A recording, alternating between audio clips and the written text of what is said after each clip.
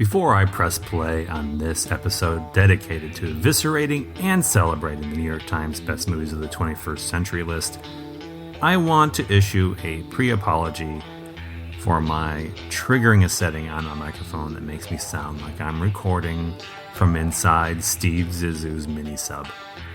I've done my best to enhance the audio, but I wanted you to know that Allan has already put me on double secret probation for my technological failures. Before we start to trigger you with our hot takes on the movies of the 21st century, be sure to subscribe to the Cinema Shame podcast. And if you could be so kind, leave us a exemplary rating on the podcast provider of your choice. And now let's begin this rambling conversation about our best movies of the 21st century.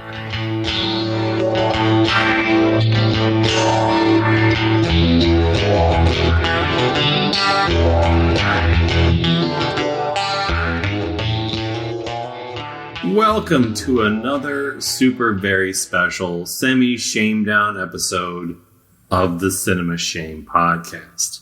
My name is James. With me, as always, is Allan, that volcano of emotions, that wellspring of effervescence. I'm already crying. We are the two Jakes of movie podcasts, maybe the Dirty Dancing Havana Nights. The Texasville of podcasts. Yes. We're always a little too late to the party to be especially relevant. Today we've gathered to discuss, dissect, reject, and celebrate the New York Times list of the best movies of quote-unquote the 21st century, which was published way back on July 27th, 2025. We're late, of course, because we didn't just hop on our soapboxes and grab on microphones to complain about something like two proper assholes on the internet. Because we're civilized assholes, we took the time to watch a few of the movies on the list we hadn't seen, consider our opinions, write a few notes. At least I wrote a few notes. I can vouch for Allan's note-taking. No notes were taken. Exactly. And only now will we sidle up to our microphones to indignantly complain about the critical mass that begat this particular list. But I think we're also going to champion some 21st century excellence that is actually on the list. And then we'll hit you with grievances, complain about some questionable inclusions, ridiculous exclusions, and generally discuss what we thought about the list overall.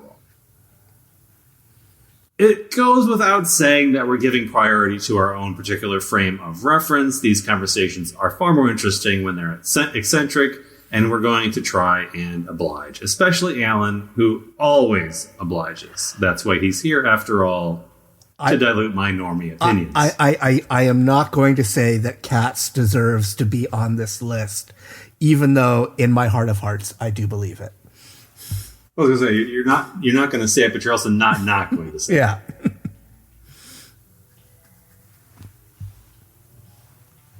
And before we get started officially, I want to make clear that the New York Times included the year 2000 in the 21st century.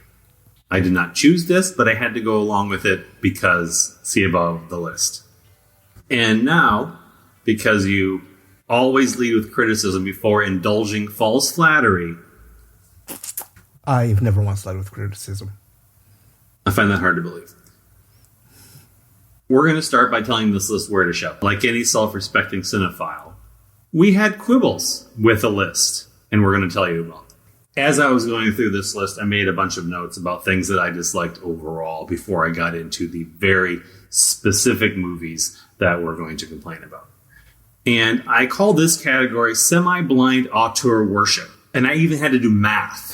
You're welcome. I did math. I did percentages and shit. 17 films came from 6 directors. That's 23% of the entire list. And with each of the directors that had at least 3 entries, I think with maybe one exception, there's one film that I could remove and no one... I shouldn't say no, because someone always complains. Yeah, we're doing now. But someone wouldn't. People wouldn't miss. They wouldn't notice that it wasn't there. Let's start with the top of the list. Christopher Nolan has 5 movies on this list. 5. I like Christopher Nolan. He doesn't need 5 movies on this list. His 5 are Dark Knight, Interstellar, Oppenheimer, Memento, and Inception. And if nobody saw Inception on this list, they wouldn't miss it. That's my... Of the 5, the only one I could see putting on my list is Interstellar. Memento and Dark Knight would be the top 2 for me. Oppenheimer is on this list because it's a really well-made, important... it was an important fixture of our, especially last couple of years of filmmaking. I totally understand why Oppenheimer's on there. Inception is the one that I just don't see having a really lasting reputation. It had a lot of buzz when it came out. People liked it, and maybe I'm just not part of that camp, but I was fine with it, and then I moved on, and I don't think I've watched it since. Next on the list, we have 3 directors with 4 movies. Alfonso Cuarón, Gravity, Roma, Y Tu Mamá Tambien, and Children of Men. Paul Thomas Anderson, There Will Be Blood, Phantom Thread, Punch Drunk Love, and The Master. And the Coens have Oh Brother, No Country, A Serious Man, and Inside Llewyn Davis. Cuarón is an easy one for me because I thought Roma was very personal and meant a lot to him, but didn't mean anything to me. I would give this one... I could see Children of Men being on there. I would have no quibble with that one. Gravity was my favorite movie the year it came out. So that is absolutely one that I think that's one of the most kinetic theatrical, one of the best theatrical experiences I've ever had was that, in terms of talking about just a roller coaster of nonstop action, and the fact that it's just one person, I think makes it a true achievement. But yeah, I haven't seen Roma. I haven't seen Y Tu Mamá Bien. So those. Y Tu Mamá Tambien was a huge flashpoint for me when I saw it. It was the first time I knew Alfonso Cuarón, and I fell in love with it as sort of a gateway. I still really like it, and I think that's part of what this list is that there are movies that absolutely have survived. They are still notable. They're still in the conversation. Then you get to list some of these where, if it's directed by anyone else, I have a hard time believing Roma is on anyone's list. For Paul Thomas Anderson, that's one that I think is idiosyncratic and subject to the individual perspective, because I didn't love The Master. That's the one on here that I didn't quite find the wavelength. The other 3 I can get behind. I definitely, my list would include There Will Be Blood. The other ones, I enjoyed them, but I don't know. If I had to sacrifice them for the sake of the list, of getting 100, I probably would. The Coens, Oh Brother is a definite for me. And then I don't love any of the other 3. And I know saying anything negative about No Country for Old Men is akin to sacrilege. Well, I feel because one of my movies is one of their movies on the list, we can get into it. When I end up talking about that movie. And one of my movies is also a movie on this list. I just of the ones that are on there, I honestly don't think any of them would go into my top 100. I think my favorite Coen brothers movie of the 21st century is Intolerable Cruelty. And when I talk about the Coen brothers movie I watched for this episode, well, I'll go into why I tend to prefer silly Coen over serious Coen. That's why I can go along with Oh Brother because of the music and the humor, and that's the last film that they did that felt like a true collaboration between them. And when it skews towards the more serious side, there's still humor, but I don't engage with it. I don't find them to be as eminently rewatchable as the sillier Coen brothers movies. 100%. Now we'll go back to David Fincher, who directs sort of a more popular trio of movies. Mm-hmm. But I absolutely don't see Gone Girl and go, now that's a movie that's the best thing I've seen of the 21st century. Of these filmmakers, there are 2 And they're the last two who I don't have a quibble with any of the movies on the list. And in this case, I really do like Gone Girl. I really do think it is a really fun.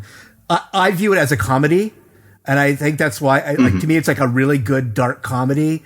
And there are so few that I think like Billy Wilder-esque in its like just savagery. And so that's why like I have no problem with it being on the list. I love The Social Network.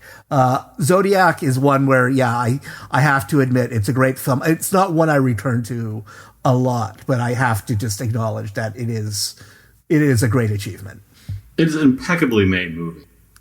And finally, we have Quentin Tarantino with Kill Bill and Glorious Bastards and Once Upon a Time in Hollywood. And I'm just not that big of a Kill Bill fan myself. I love each of them like differently for different reasons, but I love them the same.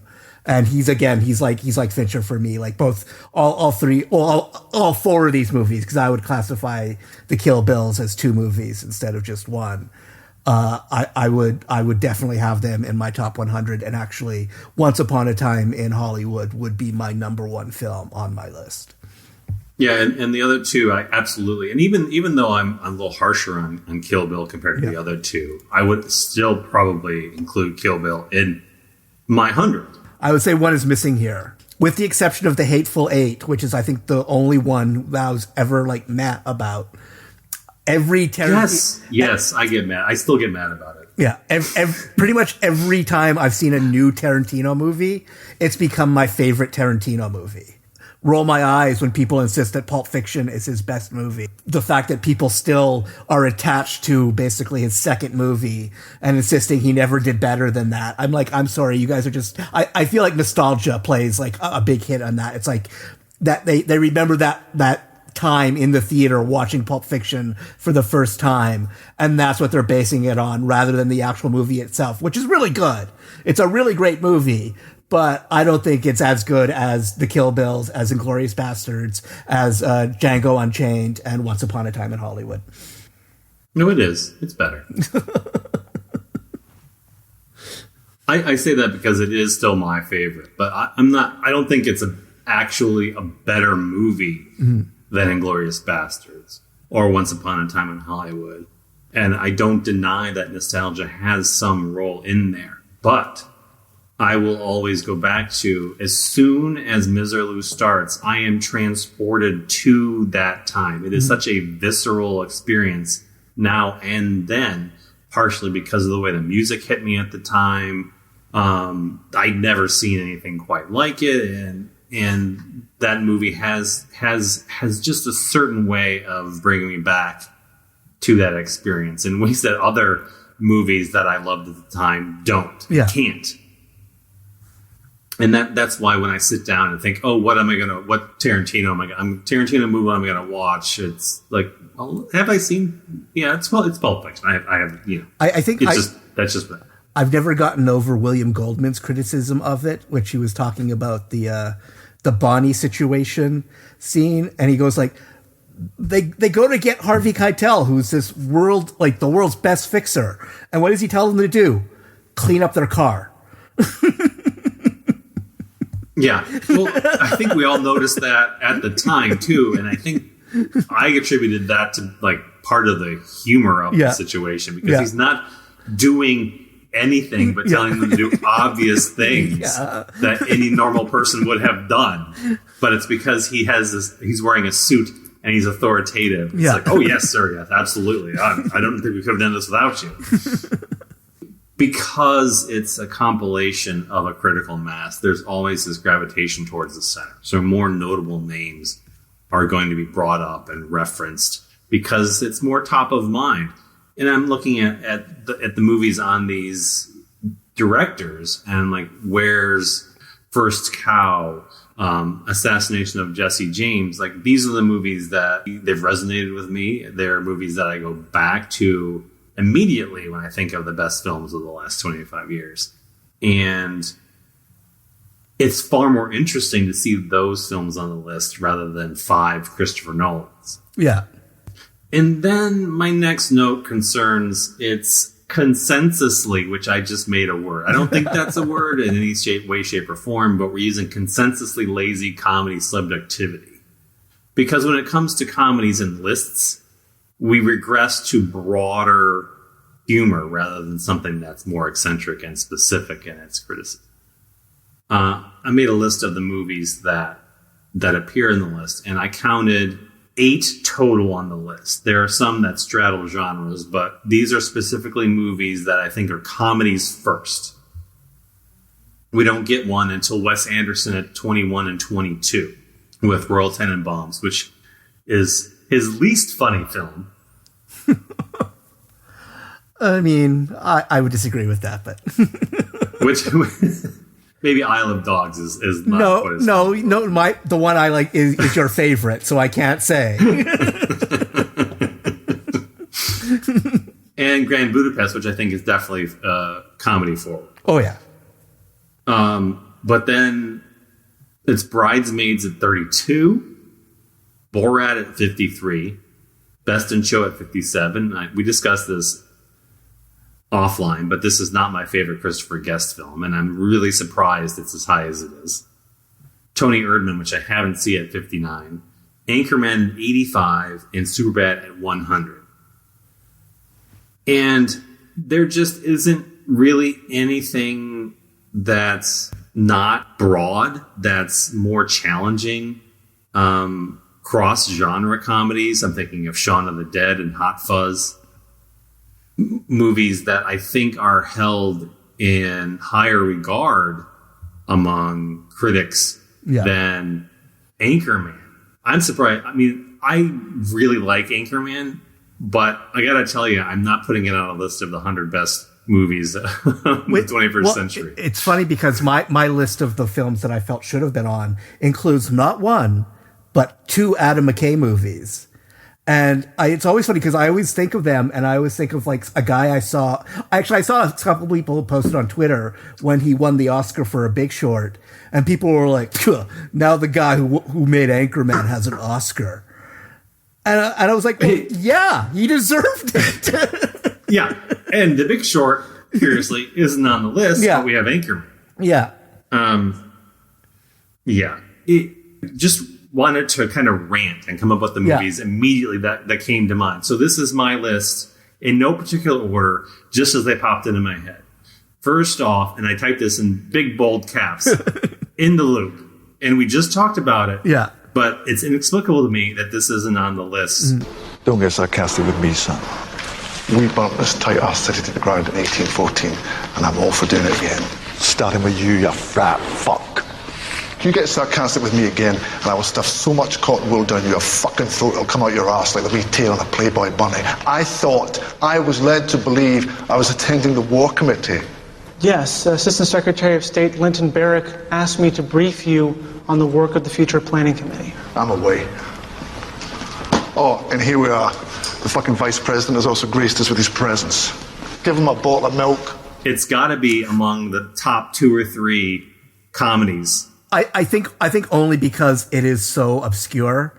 Because you also have Death of Stalin right behind it, and that one is because that one makes worthy. They're both worthy, but that one makes less sense to me that it's not on there because that is one that most people know about and have seen. I mean, it got press when it came out. It was notable. There was some buzz around it, and I just know that I'm as I'm always talking about YouTube reactors. There are plenty of Death of Stalin YouTube reactions. There's not a single In the Loop reaction. All right, then. Next on my list was Walk Hard, and this was because I have this other question about their ability to understand musicals.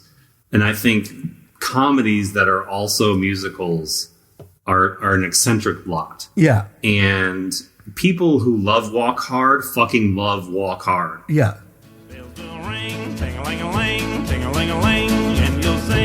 All right, folks, will you stop that? Stop your singing! Stop your singing this instant, young man! I will not have this in my studio. Maybe it was the wrong song choice. If you would just let me play one of my songs that I wrote, I think you'd like it a whole lot better. You have failed conclusively.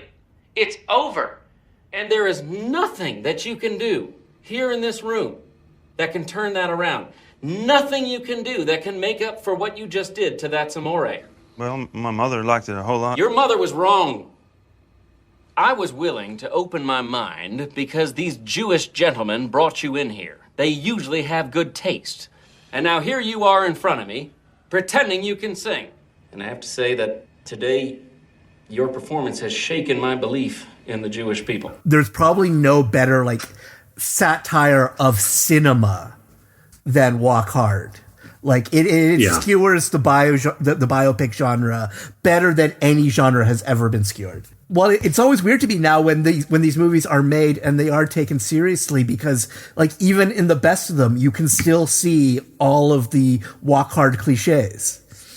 Yeah, well, it's Bohemian Rhapsody. Yeah. It was inexplicable to me. It's like, have you not seen Walk Hard? Yeah. And then I mentioned previously, but Shaun of the Dead and Hot Fuzz, which in terms of horror comedy, I think Shaun of the Dead is probably the leader of the pack, most visible, most quotable. Hot Fuzz would definitely make my list. Everybody Wants Some is my favorite Linklater movie. But he only has, I think he has 2 on this list. He has it before one of the Sunrise movies, I think the second Sunrise movie, and Boyhood. But Everybody Wants Some is to me the perfect blend of Linklater's sense of humor, the stoner slacker mythology, with something that teases meaning in ways that's surprising and interesting. And it's essentially a hangout movie, but it has so much going on inside this college baseball team. And I think it never found an audience because I don't think the people that would have truly appreciated it watched it. Yeah. Yeah. No, if we're talking Linklater, like, my idiosyncratic Allan choice is I would put School of Rock on the list, I think. And that's another one that I would have included on this. Like, this is better than... Yeah. Yeah. Following up on my best of show, Christopher Guest question, like, that style, that mockumentary comedy was done better in this century in What We Do in the Shadows than Best in Show. I love the TV show. I think the TV show is hilarious. I've watched the movie like 3 times, haven't laughed once. So I don't know. There's something specifically about its rhythm that just doesn't work for me, which is so bizarre to me because I love Taika Waititi. I love Jermaine Clements. Like, so it's one where I genuinely don't understand what it is I'm missing, especially since I do love the concept because I do love the TV show. So I think the TV show has a different rhythm. I think you're absolutely right about that. Yeah.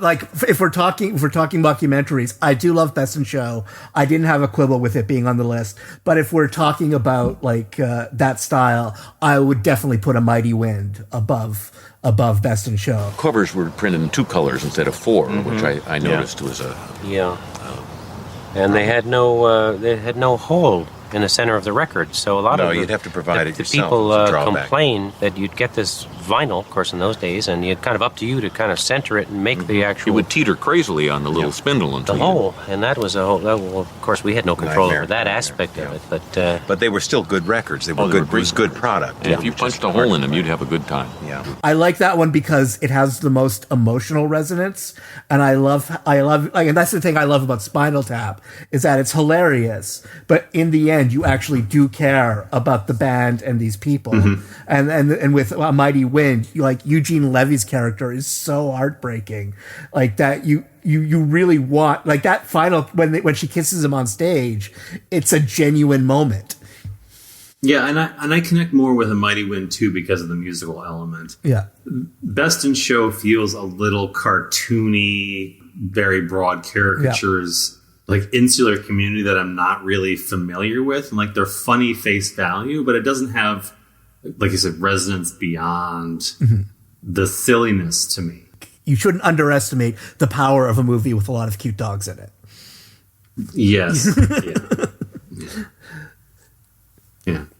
And then to quickly wrap up this list, Tropic Thunder some unwarranted negativity about it because of the best gag in the film, but and that's definitely one where I feel like the satire is pitch perfect, where it hits every note correctly. Yeah, no, that's definitely one that would make my list.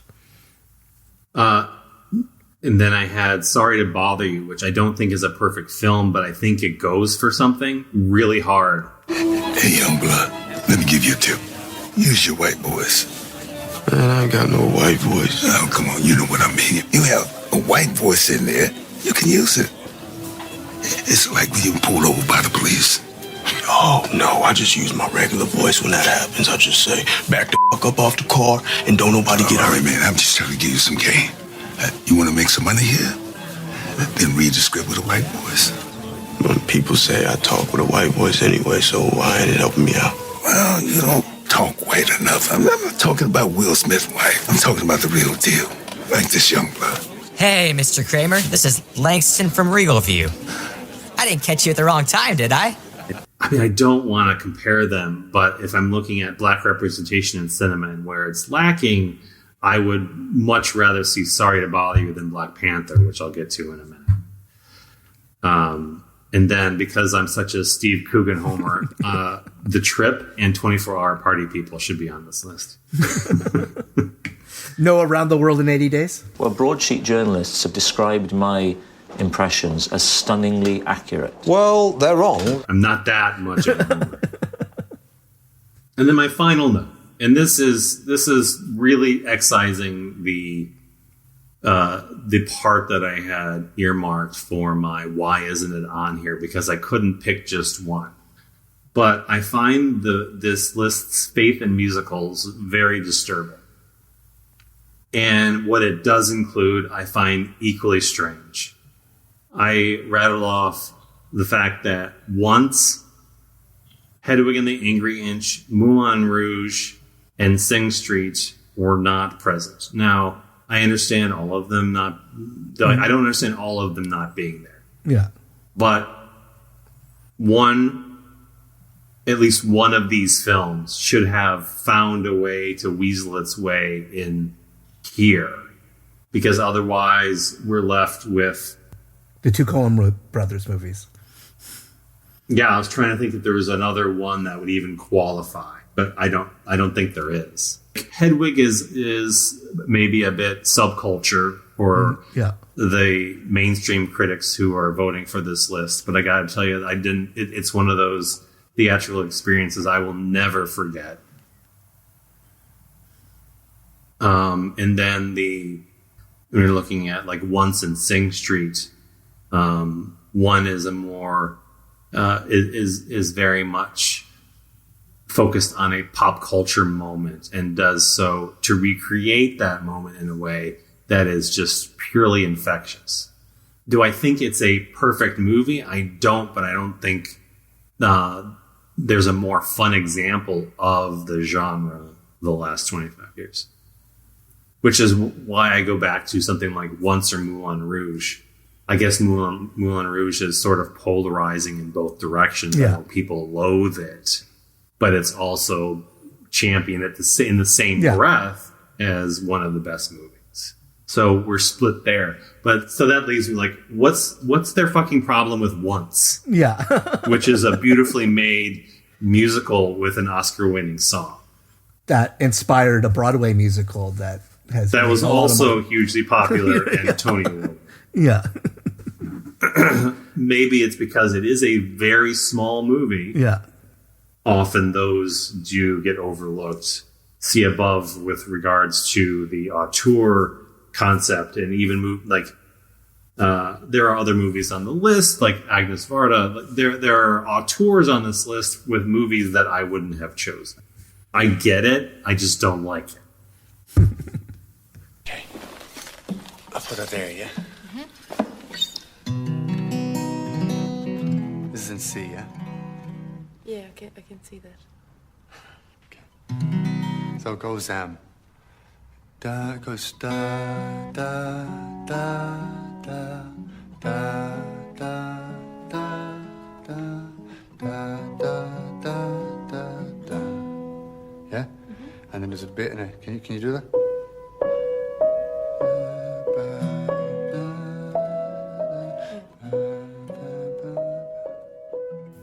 Now that we've had a general shaking our fist angrily and in broad directions, now we're going to pinpoint our targets and shake them angrily in specific directions. This is the why. Why category. Why are these movies on the list? And since you don't like to lead with criticism, you're going to go first. Okay. So my first one is, I would describe it as a fitfully diverting HBO movie that managed to win the Oscar for Best Picture. And that's Spotlight, which I don't think it's a bad movie, but like I watched it once. I can barely remember what happened. There are a bunch of better newspaper like movies out there. I mean, Shattered Glass might have been 99 or 2000. I mean, it's on the edge. But to me, like if we're talking like a movie about that sort of genre, I found that one a lot more interesting than Spotlight. Like I still am stunned that Rachel McAdams was nominated for an Oscar for that, because I literally don't know what she did in that movie. and it's one of those cases where like I almost feel bad because of the subject matter, but it's like, I'm sorry, like there's no way this should have beaten Mad Max. Like that is just, there's no universe where Mad Max isn't as good, isn't better than Spotlight. But Allan, this is a serious movie. It's an important movie. That's my issue with that, is that it's like people put it on this list because it is a very serious and important movie about an important subject. Does anybody rewatch Spotlight? Has anybody actually gone back to watch Spotlight? I haven't, I must confess. I saw it in the theater and I have not watched it since. And I like Spotlight. I have nothing negative to say about it. I don't. I will say this about I have 4 on my why is this on here list. Only one will I argue that is an actual bad movie, and it's one of the most popular ones. So I think my whys are just rage bait for people. So I'm going to preface all of what I'm going to say that I hear you. I don't think Bridesmaids is a great comedy. Neither do I. I think it is a landmark movie that for some reason reminded people that women could be funny. I don't know why that was something that needed to be reminded.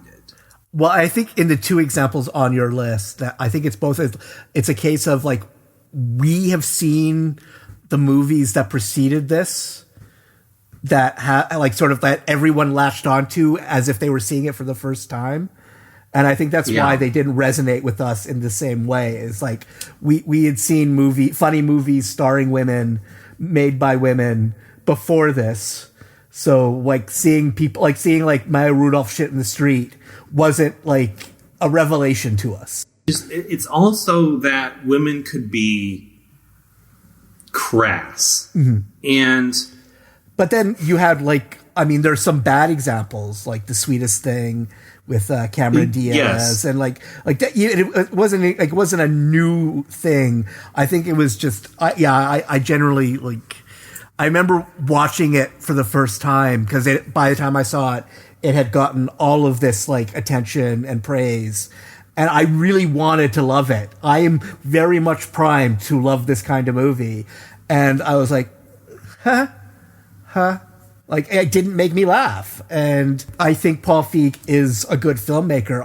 I would actually, on my list, I would put Spy, which I think is a genuinely like hilarious comedy. I think that's a better movie. Yeah. Nobody else does. I'm glad we're on board. Yeah. There are scenes in Bridesmaids that I think are some of the funniest scenes. It's a good movie. It is a good movie. Taken out, like the Kristen Wiig on an airplane. Yeah. Miss, you cannot be up here. Hello, Grandpa. I'm sorry. I just want to be here with my friends because I'm with this group. The sign just went off. Can't you stay up here for like a minute? Absolutely not. Coach passengers are not allowed up here in first class. It's policy. I'm sorry. What? Oh, this is a very strict plane that I'm on. Welcome to Germany. Auf Wiedersehen, asshole. All right, why don't you go I'm gonna go take a down. nap. Yeah, I'm tired. I'm gonna take a nap. I think it's a good idea. Catch you on the flip side, motherfuckers. Again, it's a broad comedy that is universally liked, but not perhaps adored. Mm. And it's been shoehorned into a role as a landmark film that it doesn't quite deserve. Mm. It's fun, but I'm just never going to say it's one of the funniest movies of the 21st century. Okay, so my next one is my most controversial entry because people think this is the greatest movie ever, and I've already talked about it, so we won't go into a whole bunch of detail because I watched it for the first time for one of our episodes, and I genuinely think Old Boy is a bad movie, to the point that I almost want to watch the Spike Lee remake to see if my theory holds up, that the reason why people hate it as much as they do is not because it's too different from the original, but because it's exactly the same as the original. But when you see it in English, you go, oh my God, this is fucking stupid. That I haven't seen the remake either, so maybe maybe we can do that episode and just kind of exercise some demons. And you're just thankful that my next movie that I'm going to talk about is Black Panther. Yeah. Because you are now off the hook. Yeah. And I just feel like I could remove everything I just said about Bridesmaids and shuffle it down to this. And instead of female representation in comedy, it's African-American representation in action cinema, which didn't used to be a novelty. I mean, I'm old enough to remember Passenger 57 being a big deal when it came out in the theater. Charlie, you ever play roulette? On occasion. Well, let me give you a word of advice. Always bet on black.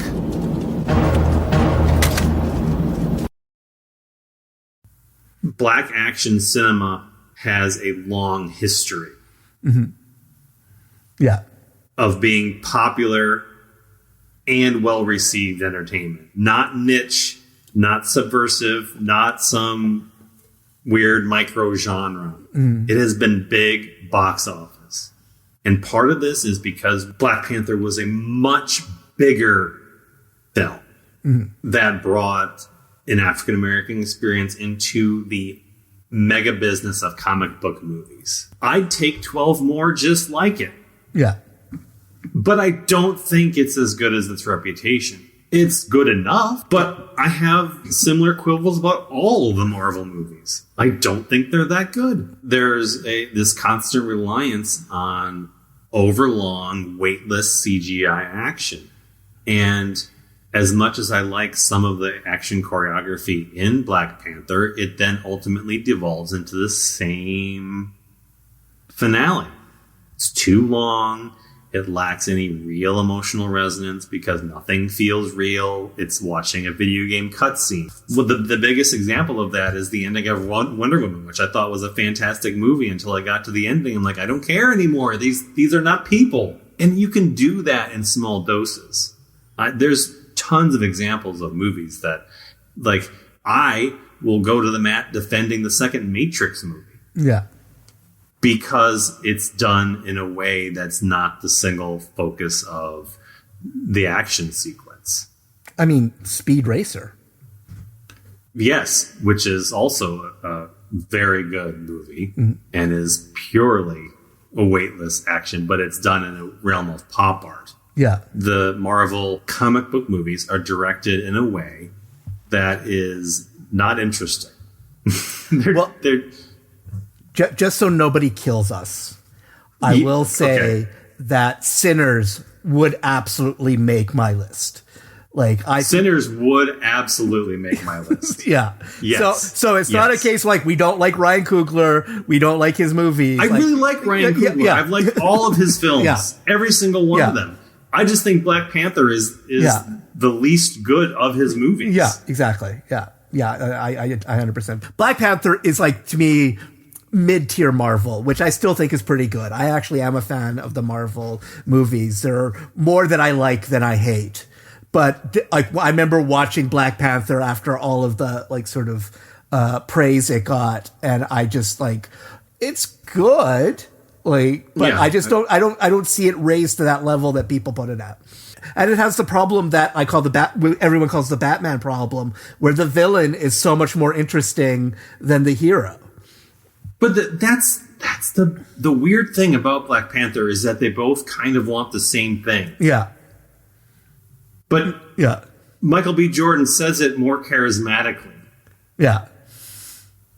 Well, he had the better father, so he deserves it. Yeah.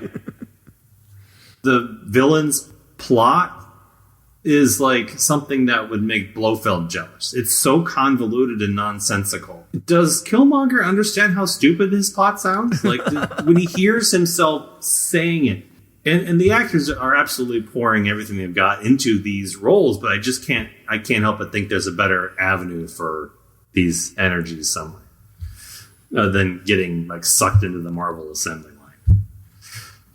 Well, returning to Richard Linklater, Boyhood, I feel, just doesn't deserve to be on this list. I would categorize it in the same category as Jean Dielman, as a really interesting cinematic experiment that resulted in an interesting but still not very good movie. And I think my main issue with that was that ultimately they spent all of this time to make this movie for where its thesis is ultimately life is just a series of bad dads. It's profound. Yeah. I feel enlightened. Yeah. That absolutely falls under the category of a useful experiment in what cinema can be. Mm. It also is a movie that I'll never watch again. Yeah. Don't think I know many people that are really chomping at the Boyhood bit anymore. Linklater is such an interesting filmmaker. I kind of link him and Soderbergh in the way that they can direct a certain type of popcorn movie in their sleep. Yeah. But still go out of their way to challenge themselves as filmmakers. The notion of creating a movie like Boyhood is such a daunting exercise as a filmmaker, like being able to put that together. And I respect the hell out of it. Yeah. And Soderbergh's made a few of those too that I was like, boy, this is an interesting experiment in cinema and I will never watch it again. Another, like, to me, it's like also thinking about like something like Time Code. Like, it's experimental cinema, and it's like, I think that's maybe why is if it was more overtly experimental, but it's actually ultimately a very mainstream normal movie that just happened to take 12 years to make. Right. Yeah. Man, I saw Time Code twice in the theater because the projector broke like 3/4 of the way through, and I had to see how it ended, so I went back and finished. Yeah. I still own it on DVD, so... I think twice was my limit, but good for you. I lumped my last two together because I don't have different thoughts about them. The rest of you will finish me off with my dislike of Tree of Life and Melancholia. I was, when we were talking about doing this, I mentioned that I had seen 60 of the 100 movies on this list. And of the 40 that I hadn't seen, I would say 10 to 15 were movies that I wanted to see, but for some reason I never got around to it. And the rest were movies I will never see, like, unless somebody actually ties me to a chair and forces me as a torture experiment. And the two prime examples of this are The Tree of Life and Melancholia. I will never watch these movies. The more people tell me, the more people describe them to me and tell me how great they are, the less I want to see them. This is my thing with Malick specifically. Von Trier is a little bit different for me. But I really like Badlands. And I watch Malick because I'm chasing that dragon. He's not going to give me Badlands. Yeah. Ever again. No. It feels like the first record of a band that was just making music, and they throw it out there and they don't have any expectations or aspirations, and it's just one banger after another. And then as soon as they start thinking about how to make those bangers better, it all becomes so convoluted and important that it's almost unlistenable by the time you get to the third record.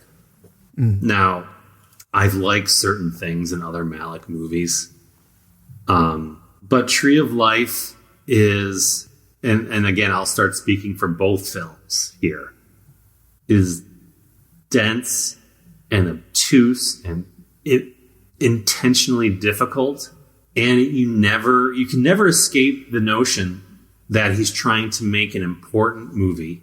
The director is all over the screen. Never can I get into a rhythm with the movie. And I want to get this just so everyone's clear. I do not have a problem with challenging movies.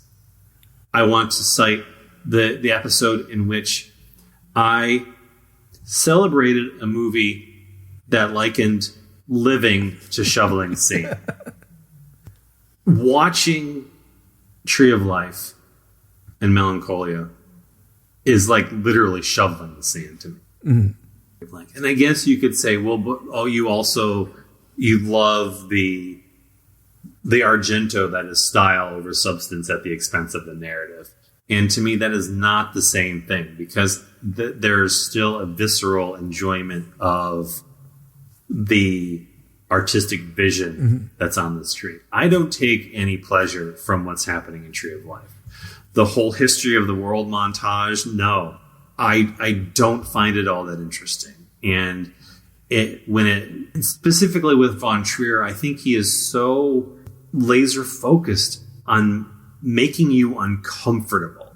I don't get the person that enjoys that. Yeah. I understand watching it from an analytical experience, but there has to be some level of enjoyment when you're watching the movies. And well, we got into this when I talked about John Dielman in our last Shame Down, because like to me that is sort of the idea of an art film.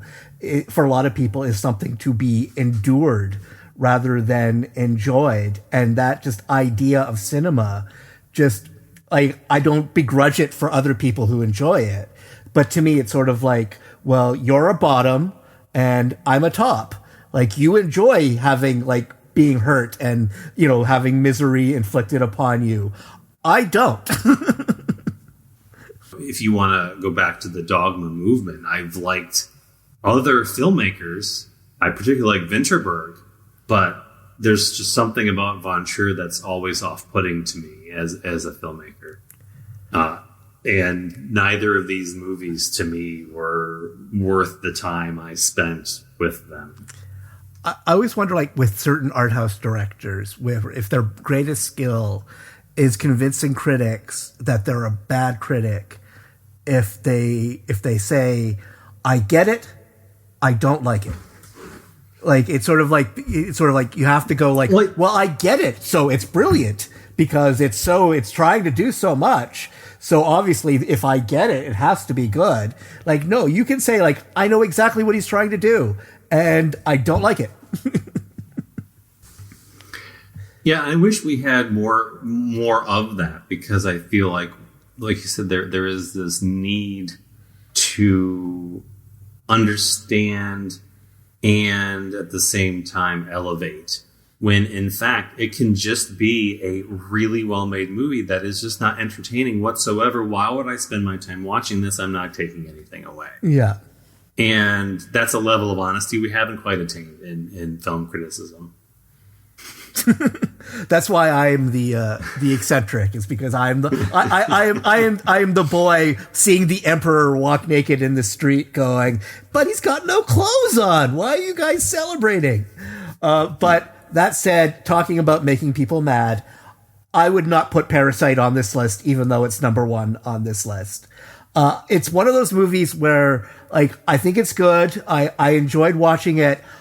I apparently have seen a completely different movie than everybody else, because when people talk about this movie, I just go, really? Really? Like talking about the class conflict, even though in the movie I saw, the poor people are portrayed like raging assholes who don't deserve anything. And the biggest crime the rich people commit is the guy says something rude about the guy's odor. And apparently for that, people think he deserves to be killed. And the poor person who's a total asshole the whole movie deserves to kill him.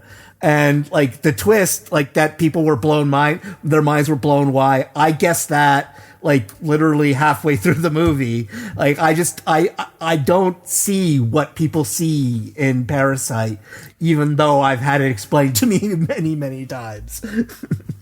Yeah, Parasite worked for me. But I didn't think it was as funny as people told me it was supposed to be. Yeah. I wasn't and the twist wasn't really revelatory. It was, again, it's not that I didn't like Parasite. I thought it was a tremendous film. I wasn't even upset that it won Best Picture that year. I was like, yeah, I was, because my favorite film of the 20th century lost out to it. Yeah, well, but first choice. I can honestly say that I came to this opinion about Parasite before it beat Once Upon a Time in Hollywood. Yeah. But I don't like putting it number one is just, it's bold. And it's not even the best Bong Joon-ho movie on the list. So, yeah. I mean, honestly, I'm the asshole who still thinks The Host is his best movie. I really like The Host. Yeah. And I watched Memories of Murder for the 2003 Shanedown, and that immediately became the best movie I think he's made. And that's 99. Yeah. Just inched out super bad, by the way. To me, it reminded me, like, I remember when they did that list a while back, I think it was New York Magazine, of like the worst films of the past 20th century, and they put like what's the Endgame? They put Marvel's, and it was basically just like had nothing to do with the movie itself. It was just like this fuck you that this is what cinema is was sort of the thing. And I feel like there's almost an element of that, like people deciding that Parasite is what cinema should be. And I don't know. I find that in maybe it's just the Bollywood guy in me, but I feel like there's sort of a weird fetishization of Korean cinema among cinephiles, and I don't quite understand why. But that's just because like there's not a single Bollywood movie on this list, and that's just fucking stupid.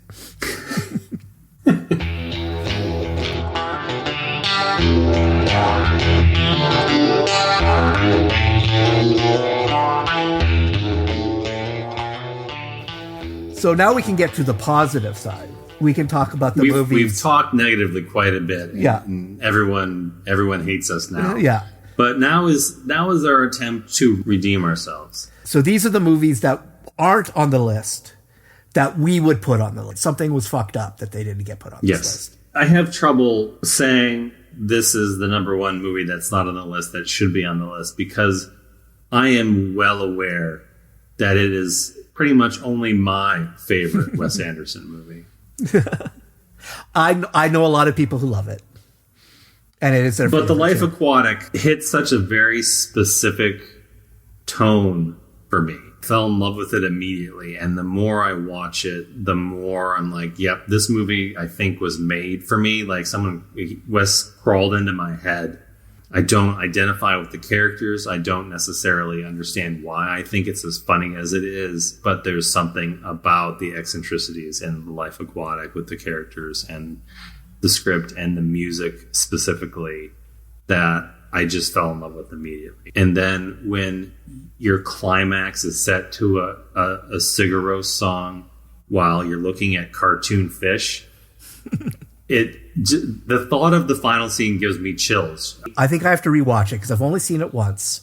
And The Royal Tenenbaums is one of my favorite. It's one of my top 10 favorite movies of all time.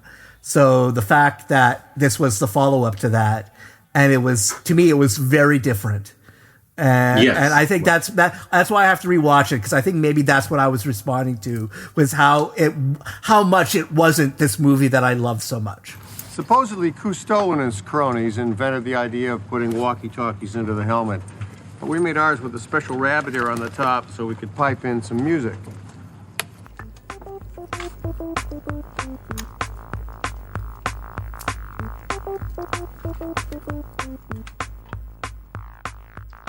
So I think it's no surprise that I was really pissed off that Greta Gerwig's Barbie wasn't on this list. The fact that she took what could have been a truly dreadful concept and turned it into one of the more revolutionary Hollywood comedies of all time, I think deserves praise and attention. The fact that Oppenheimer made the list and the two movies are sort of connected in our memories, I think that says a lot, that people are gonna pick the important movie about nuclear war over the really great movie about feminism and sort of reinvention. Talking about comedies, I think it's probably one of the best comedies of the 21st century, and a truly original achievement. And so the fact that it wasn't on the list is kind of mind-blowing to me. Some critic I saw on Twitter talked about he was talking to a more famous critic, and he asked her what she thought about it, and she was just like, it's a movie about a doll. And I think, again, that's why I am so disconnected from a lot of criticism, is that you're a professional critic, you've been doing this for a decade, and you still lack the ability to see what is special in this just because of your prejudices against the concept of it. I think that's just, bad. I think we can slip some more prejudice in here when it comes to my second choice, that is also probably would be in my top 5 for this list, and that's Scott Pilgrim versus the World, because it's to the uninformed, it's just a video game movie, which is a strange. More accurately, a comic book movie. Right. Well, but it's lumped into video game movies because it's taking a video game aesthetic, not that it's based on a video game, which is why I've always recoiled when somebody says it's a video game movie. So, what can I get you? Is there anywhere you don't work? They're called jobs, something a ball like you wouldn't know anything about. And by the way, I can't believe you asked Ramona out after I specifically told you not to do that. How are you doing that with your mouth? Never mind how I'm doing it. What do you have to say for yourself? Can I get a caramel macchiato?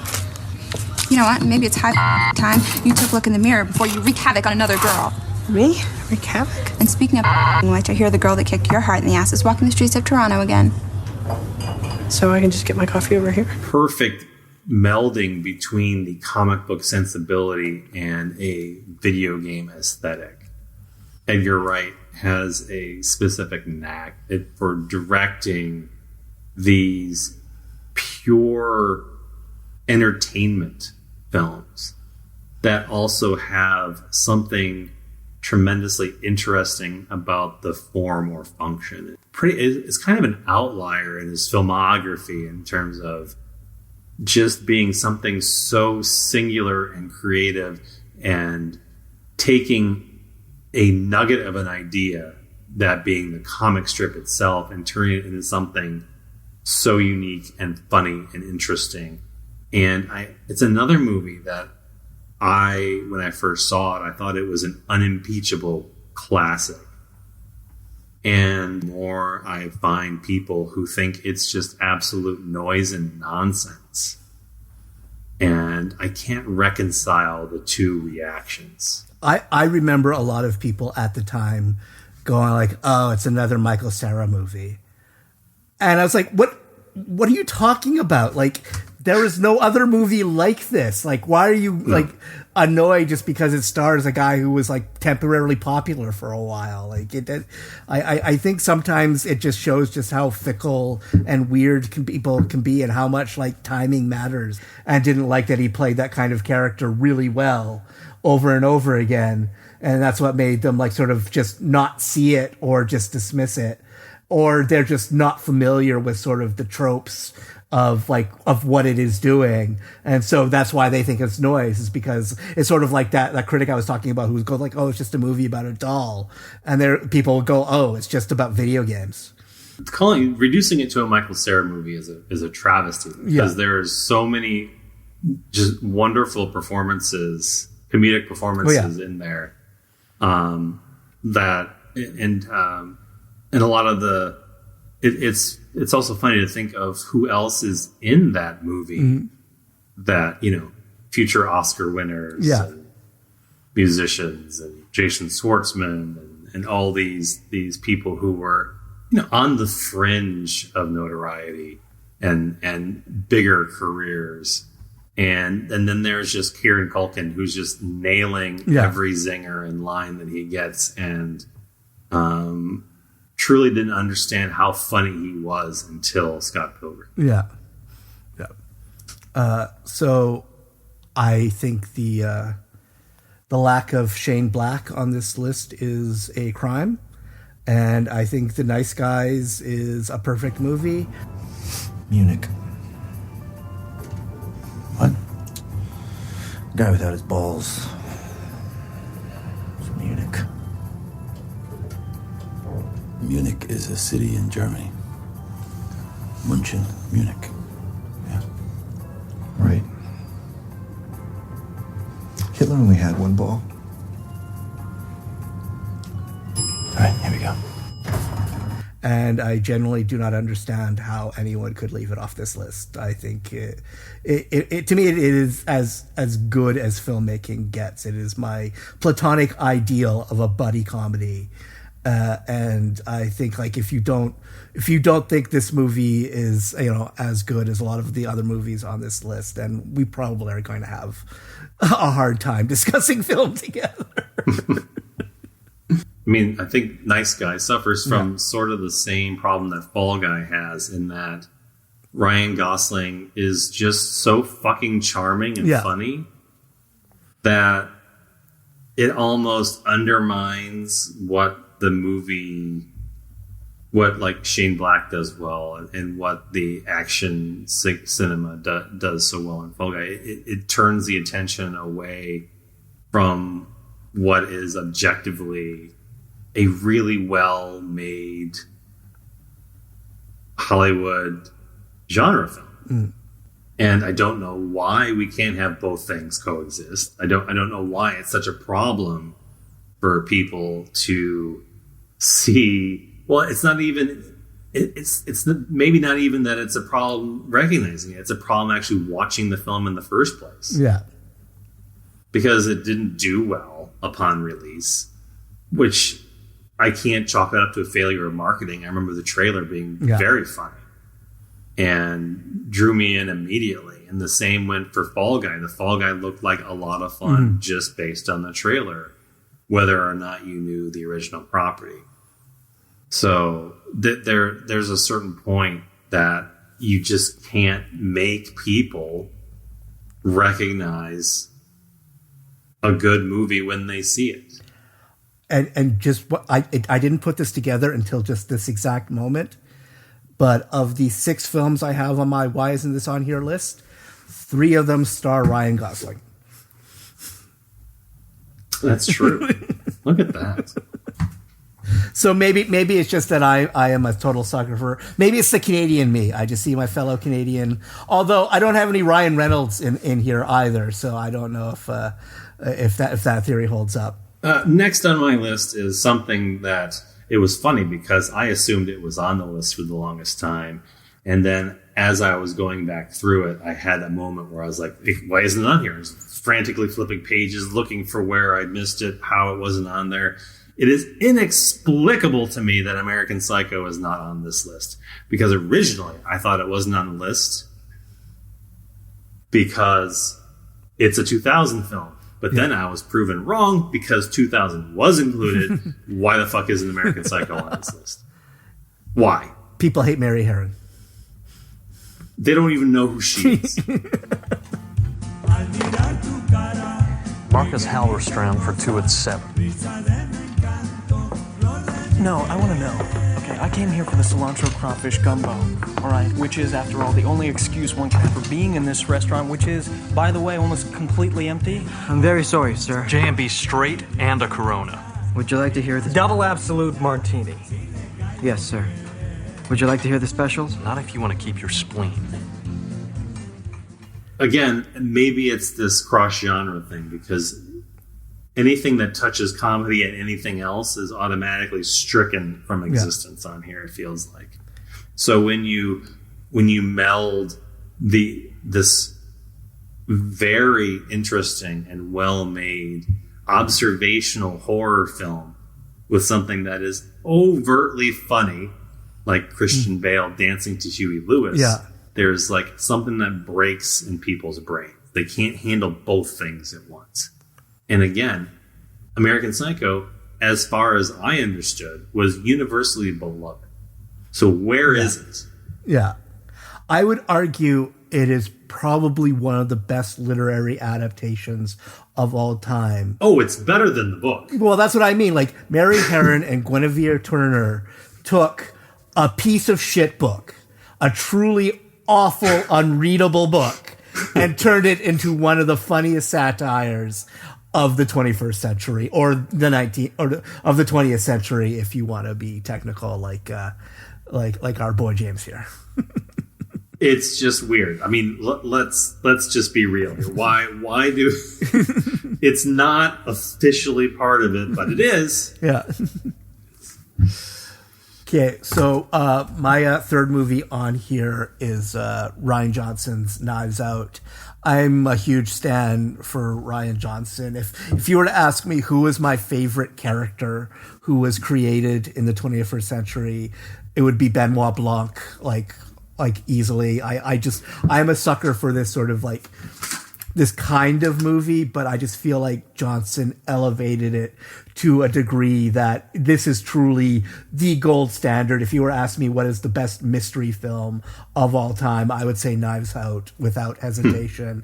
And not just because that last shot with Ana de Armas and the coffee cup is one of my favorite last shots of the 21st century. I just think that is just one of the most perfect karma moments in film history. It is an immovable fact that I killed Harlan. Yes, you did. Yes, he did. Yes, you are. But I spoke in the car about the hole at the center of this donut. And what you and Harlan did that fateful night seems at first glance to fill that hole perfectly. A donut hole in a donut's hole. But we must look a little closer. And when we do, we see the donut hole has a hole in its center. It is not a donut hole, but a smaller donut with its own hole. My affection for Knives Out also speaks to what I think we've lost in modern cinema, in that we used to believe in the idea that more movies was a better thing. Yeah. When you like watching movies of all types and indulge any genre and style of filmmaking, and you just want to watch something interesting, we've lost a lot with tentpole methodology. These tentpole movies were never the best movies made or the most interesting movies. They were safe movies. They were there to make money, to provide funding for all of the other movies that may or may not be a success. Oftentimes, those mid-range movies were the ones that provided the biggest financial windfall, but they are more risky. So we've lost the genre that is Knives Out. Mm-hmm. And that was a potent and popular style of film. Those mystery films with the stacked casts of older actors, or like...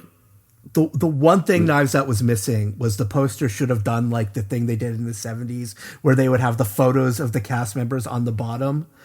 And the litany, all the Agatha Christie movies where there's 12 heads scattered about. Well, and it was always like, the ones I always preferred was like you would have the ones that were actually big budget movies that had like 12 stars on it. I loved it even more when they did it for like a movie that had 10 people in it that you had never heard of. Anything that Rian Johnson wants to make, is fine. And I hope he continues to find ways to work in this style of filmmaking, even if it's not. I mean, if he just does nothing but make like another season of Poker Face every couple of years, I'll be happy. And that brings me to probably my most watched movie of the 21st century. Again, 21st century in quotes, because this is another 2000 movie. Talking about Curtis Hansen's Wonder Boys. That is a big trunk. It holds a tuba, a suitcase, a dead dog, and a garment bag almost perfectly. Yeah, that's just what they used to say in the ads. Come on, Crabtree, I know you're holding. Whose tuba is that anyway? Miss Sloviak's? Can I ask you something about her? Yes, she is. So is your friend Crabtree, is he gay? Most of the time he is, James. Some of the time he isn't. What do we have here? This looks like...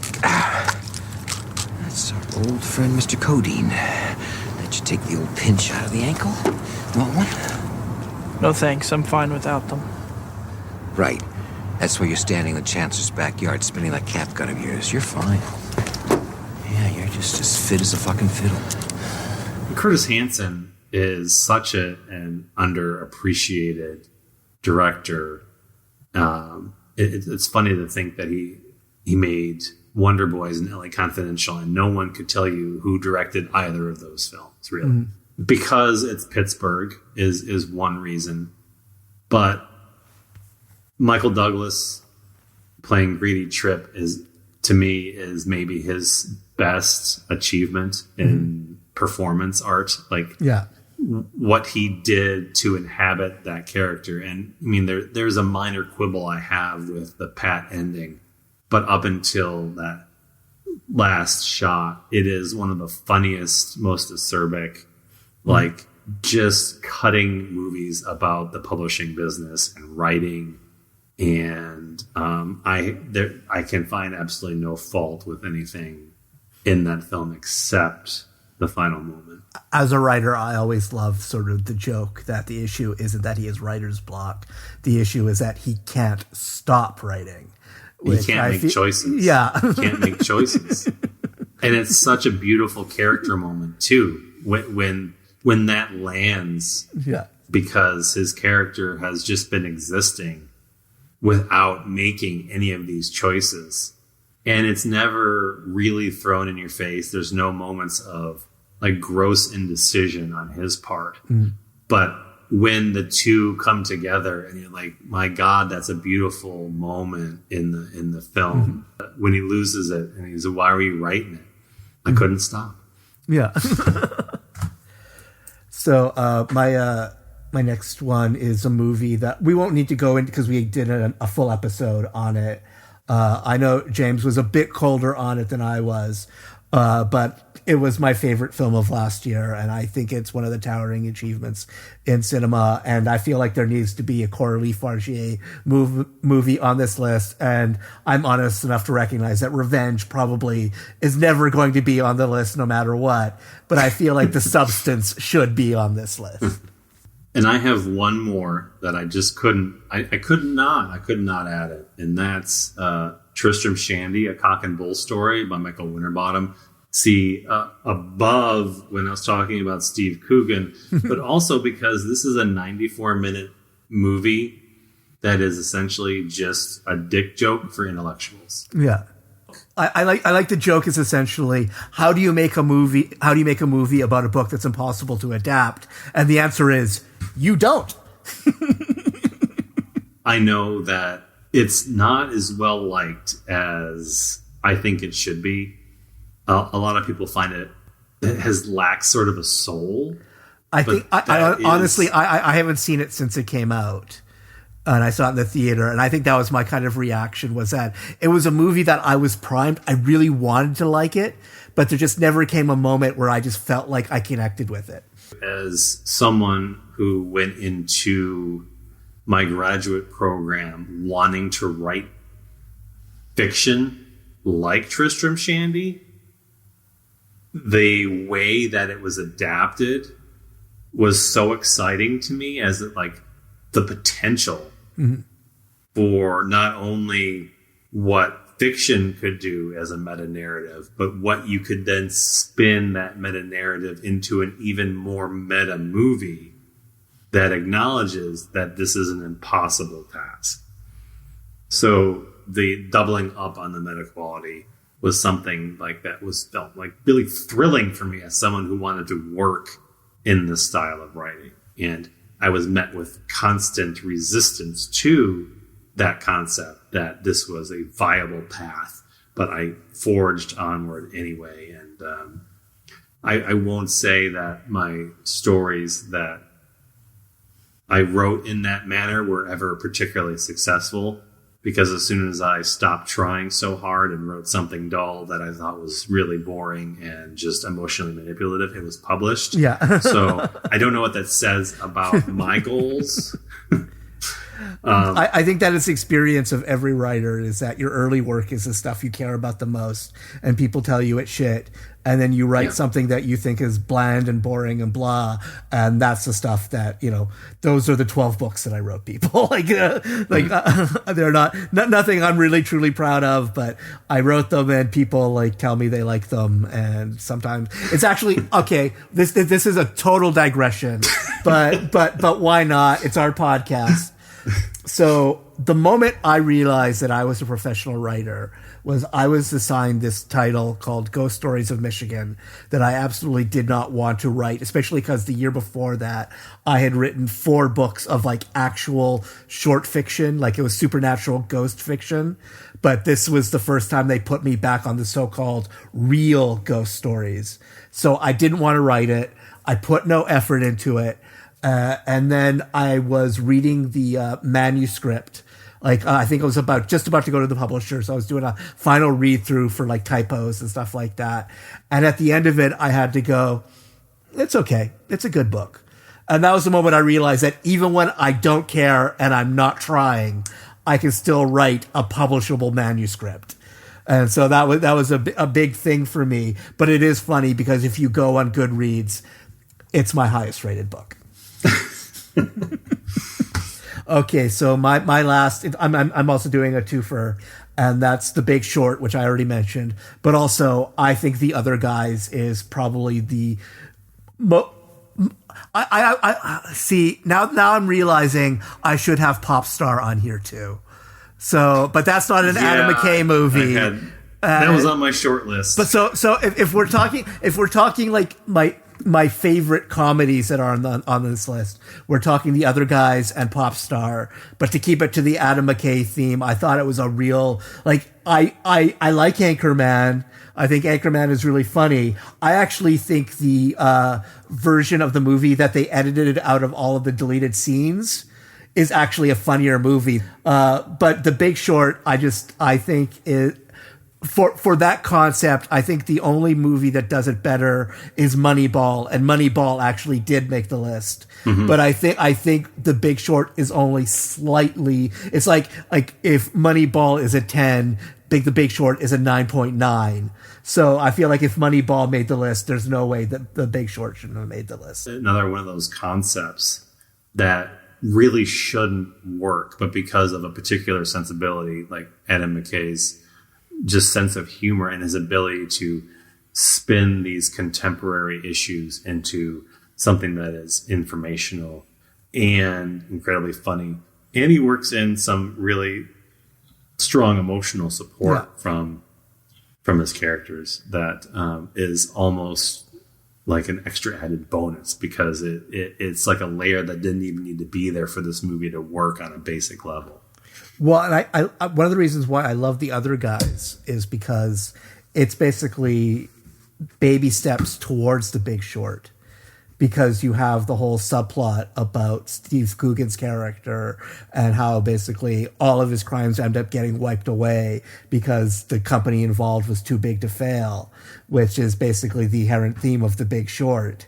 And so I love that, even at that sort of that was McKay sort of paddling towards this is really important to me. I want people to know about this, but I'll put it in this incredibly hilariously stupid buddy cop comedy with Will Ferrell and Mark Wahlberg. And I think that's just, the fact that he then built on it and created, like, the thing I love the most about The Big Short is that I find it so rewatchable.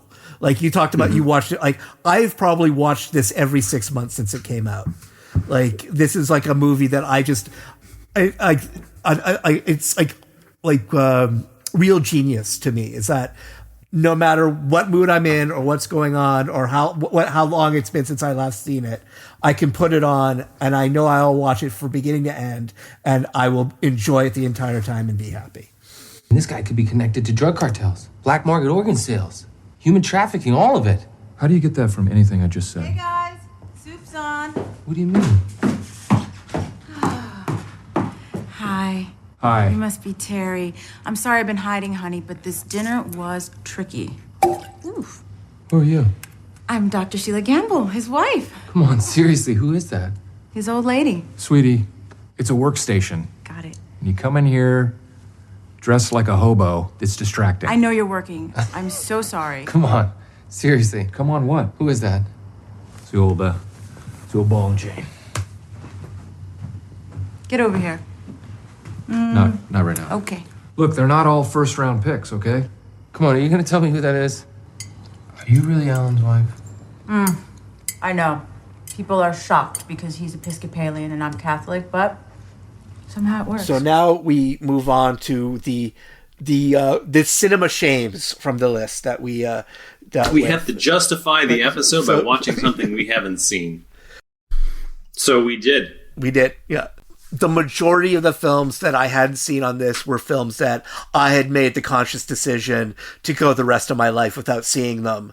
So I decided I would be kind to myself, and I only picked from the pool of movies that I actually did want to see at some point. And the first one I picked, speaking of the Coen brothers, was A Serious Man. Number 36. Which, in something we've said a lot, good movie. Don't really have like any serious problems with it.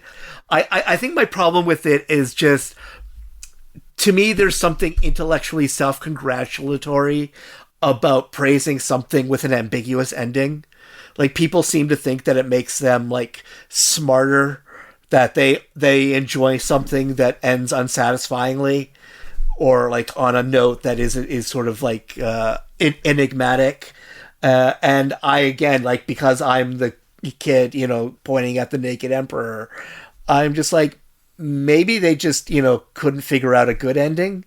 And that's why they ended it so ambiguously. It's the same like issue I have with No Country for Old Men, in that it's like, it's a fine, entertaining movie that does what it wants to do, but like, I don't think it's a towering achievement because it then goes on to do something that is ultimately unsatisfying. And I think also my case with like these kinds of movies, like A Serious Man, is basically about this Jewish professor, physics professor, who's up for tenure, and it's basically showing like, he's basically Job at his point, where like every terrible thing that could be happening is happening to him. And it reminded me sort of a bit like After Hours, in that it just only ever made me anxious. It never made me laugh. And even though I can recognize it's a good, maybe even great movie, I'm never going to watch it again. See, look, if it were defamation, there would have to be someone I was defaming him too. All right, let's keep it simple. I could pretend the money never appeared. That's not defaming anyone. Yes, and passing grade. Passing grade? Yes. Or you'll sue me. For taking money. So he did leave the money. This is defamation. It doesn't make sense. Either he left the money or he didn't. Please, accept the mystery.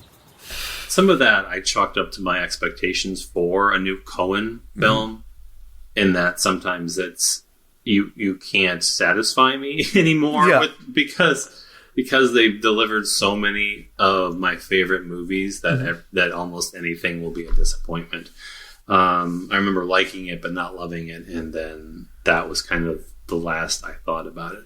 When you were talking about it, I meant to give it another watch to see if my thoughts had changed, but I didn't get around to it. I was busy watching movies I legitimately hadn't watched yet. Yeah. And speaking of the Coens, I watched Inside Llewyn Davis. And like you, I only picked movies that I really legitimately wanted to watch. I didn't force myself to pick something that seemed torturous. Because there were plenty on here that were movies I had intended to see. And in all three instances, already owned. Inside Llewyn Davis is a really interesting flip side to A Complete Unknown, in that this is the talented but unremarkable failure on the other side of Bob Dylan at the end of the folk scene in New York City. How we doing? We're doing great. Really? New record's doing well? How we doing? Not so hot, I gotta be honest. Jenny, where's Cincinnati? What? Cincinnati, it's not in here. It should be in there. It's not in here, I'm telling you. Is it? Cincinnati? Yeah. I got it. What? I got it. You got Cincinnati? Yeah, you want it?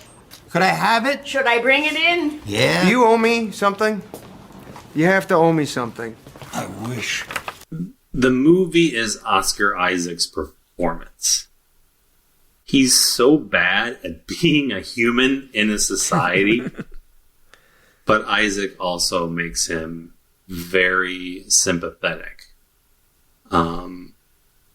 Because he is so passionate about his about his music and what it should be, and the industry won't let it be because he's not charismatic. He's not great. He's good. On that same token, though, I don't think if this movie isn't made by the Coens, we're not talking about it. Mm-hmm. Other beautiful small movies weren't included at all. Yeah. I've mentioned a few of them already. I won't beat those into the ground.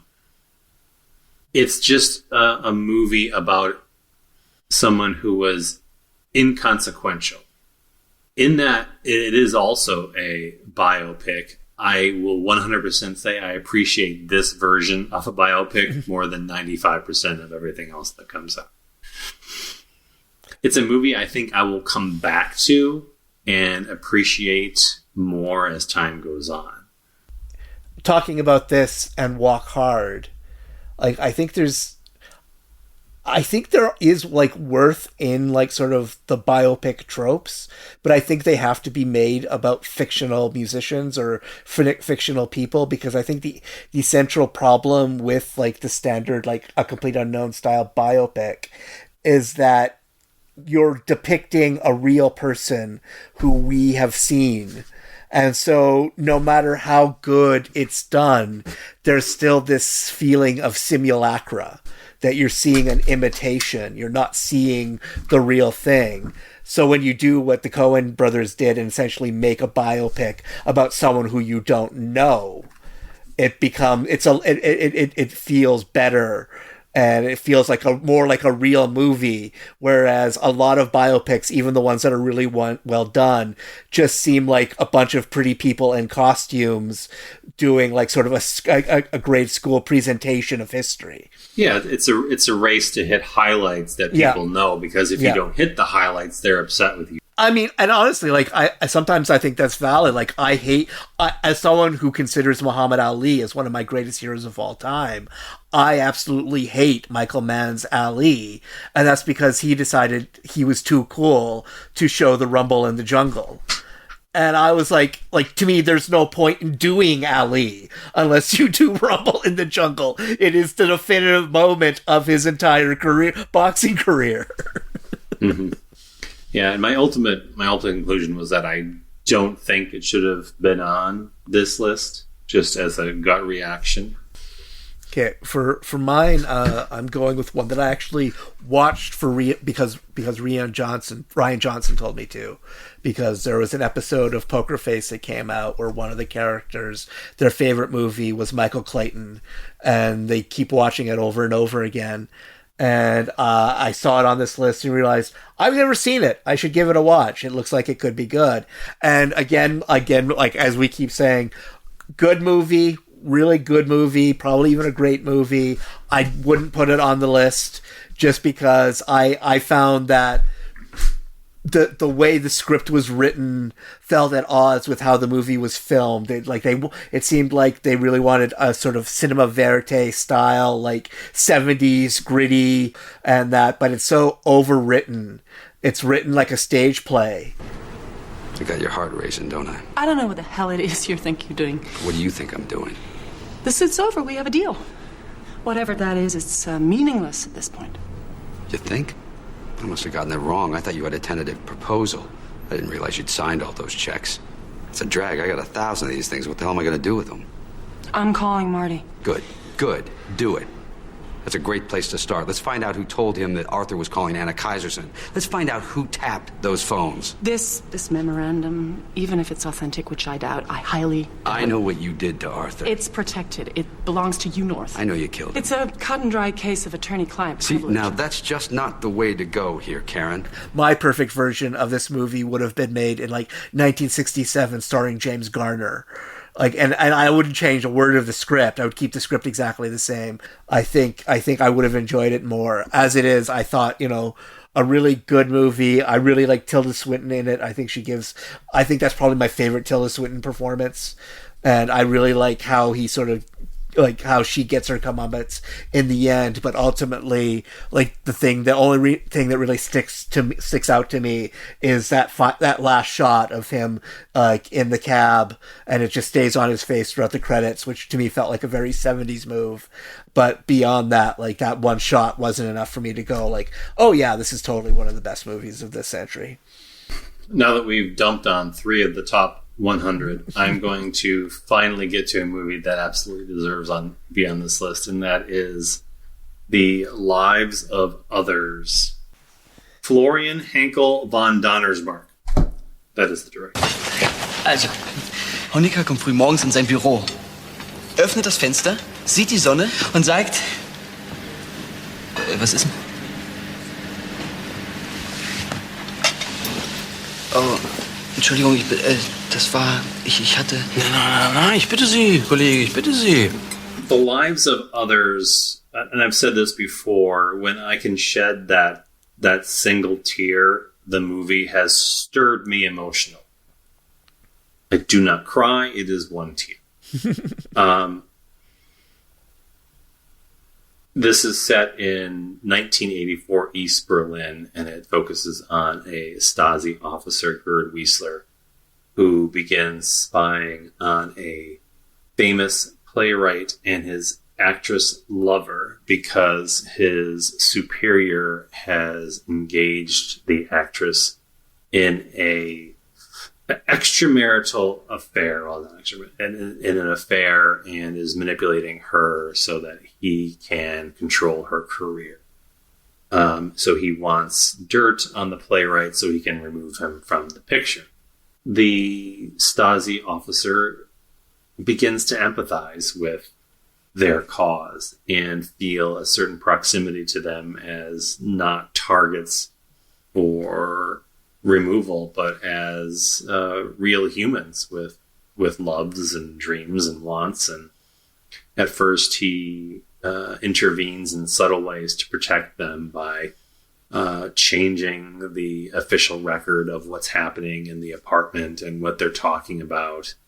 And ultimately, he intervenes to prevent permanent incarceration and perhaps execution.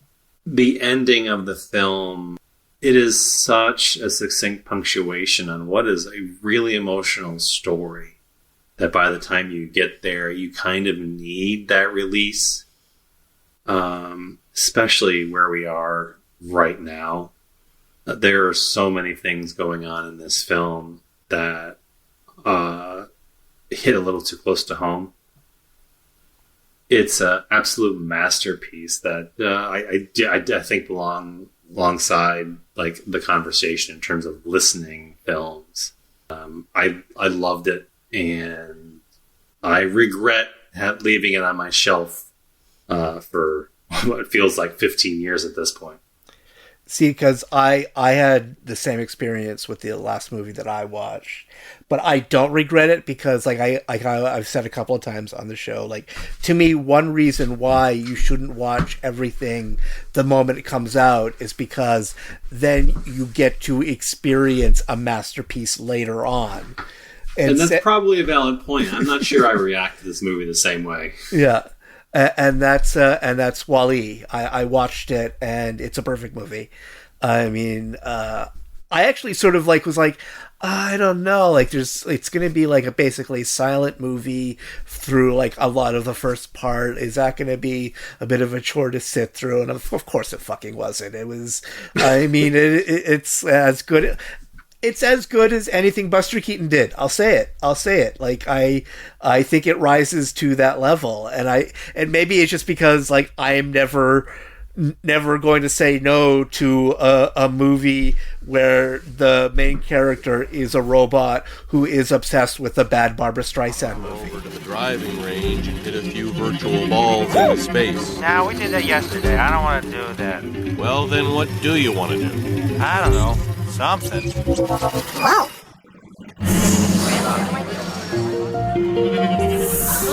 Make a play, scream. Jealous, no, it doesn't sound. Look, I'm tired of it. We'll chat next week. If you can't fool the like even like some of the weirder stuff, like the live action Fred Willard that we see in there, even though every other human character in it is animated, like stuff like that. Like, to me, instead of going like, that's a bad choice, it was like, wow, like they really just decided to, you can't animate Fred Willard. I feel like was more anything than else. Like, if you have them, we might as well give you the real thing. But yeah, like talking about like, I never use the word manipulative as a pejorative. Like, to me, the whole purpose of art is to manipulate you, to make you feel emotions that you don't feel when you're not watching or experiencing that art. And to me, a classic example of this is Wall-E, which is an enormously manipulative movie, but to me in all the ways that make art great and worth watching. And the fact that like I felt so strongly about these robots and I really wanted them to have a happy ending, to me speaks to the magic of cinema and what you can do when you just are invested in creating real vital characters, even if like they don't have dialogue that can actually make it easier to attach to them. Yeah, Wall-E is easily my favorite Pixar film, and I agree. It's a masterpiece of animated cinema. You can feel an alarming amount of emotional proximity to an animated robot. It's hard to explain to anyone who hasn't actually seen Wall-E, because you don't think the words can be real. Like, it's someone explaining that to you. It was largely silent for the majority of the opening. You develop this relationship in ways that dialogue doesn't allow. Well, I think few characters have really truly expressed loneliness as successfully as he has, and even like, and it's loneliness not as sadness, but just as existence. Isolation.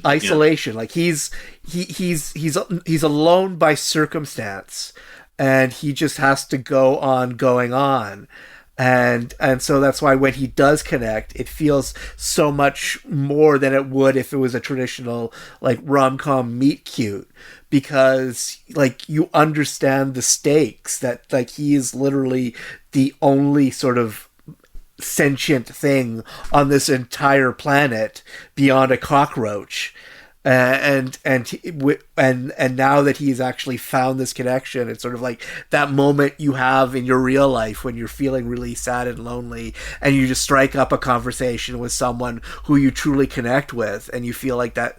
Like I think few romantic comedies succeed in like hitting that as successfully as Wall-E does. For my final movie of the evening, this was a movie that I'd been told was impossibly good. If you look at it on Letterboxd, it has a 4.4. There are so many more 5-star ratings for this compared to anything else than I think any other movie I've seen on Letterboxd. So naturally, I am skeptical. I was surprised by how much I loved it. Pretty much every second of it. This is Portrait of a Lady on Fire, directed by another person who I will butcher the name, Celine Sciamma. It is a slow burn, pun intended, repressed illicit lesbian romance between the artist and her subject. The story goes, Hot Shots Valeria Golino commissions Marianne to paint a portrait of her daughter Heloise before her wedding. This movie smolders even when there's nothing more going on screen than the painter sketching her subject. There's something so intimate about the way Sciamma films the brushstrokes and the way that she sketches her. And even though it's a slow and deliberate story, because it does take time for them to build this affection and then figure out a way to express what they're feeling, because this is the 18th century and this is not allowed. This is not okay. Nobody should be having illicit lesbian romances. Its observational qualities, the way it lingers on small glances, unspoken conversational subtext, repressed passion. It's it's very easy to call this a work of art, a moving painting because of its subject, but it really is a beautifully composed. The landscapes, you have the fields and the rocky coastline, the huge interiors that are usually monochrome, and the characters are foregrounded in bright or high contrast clothing. The color and texture of the film. And these two lead performances, and I've seen the actresses elsewhere, but I was never going to be able to come up with their names. And I will also butcher these names because I am not French. I will never pretend to know anything about the French language. Noémie Merlan and Adele Haenel. Butchered. Just absolutely butchered. But their performances are they're very restrained, and they have to be very restrained so that we can have this propulsion of emotion when they finally give in to the passion that they have for each other. But then it has to be just as quickly repressed once again so that the real world can go on existing.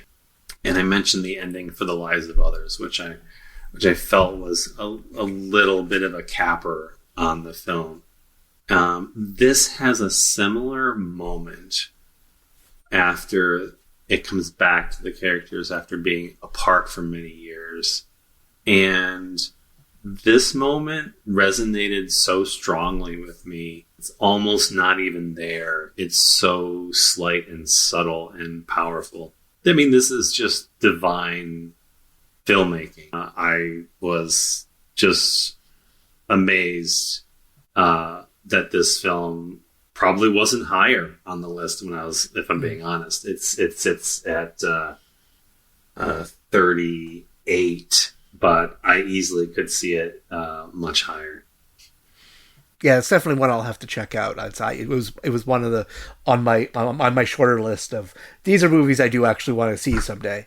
It's funny because for no other reason than you just said the word lesbian, it occurred to me another movie that I do want to mention that I think should be on this list and that I don't think gets the attention it deserves, and that's The Duke of Burgundy, which I think is probably one of the best comedies about sex ever made, even though it plays like a sort of like art house sort of exactly the kind of movie you would expect me to hate, but it actually does it so well. Like, to me, like one of the best visual jokes in all of cinema is the moment where you see like sort of the dominant member of this relationship. You see her constantly drinking all of this water until you finally realize that golden showers have to come from somewhere.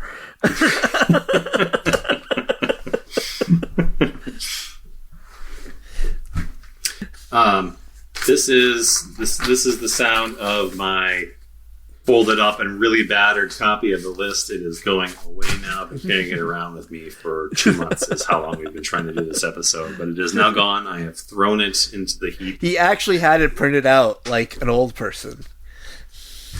I have a real... I didn't have it printed out. I have a real paper copy. Oh, you bought it? Oh, newspaper. okay. Oh, okay. Somehow that's even nerdier. Is it? Having newspapers delivered is nerdier than printing out a copy of the list? Yes, 100%. That's not true. People read newspapers. That's okay. I really just get the newspaper for the crossword. So that doesn't help me. I also do the crossword. I do it online like a sane person. No, that's crazy. You need to use pencils and erasers and things. You have to have the cat come and lay on the crossword. I do it with the way where if I know I write, I know I'm right away. It tells me right away that I'm right. That's not right. It's right for you. Don't get to know you're right until you're at the end and things fit.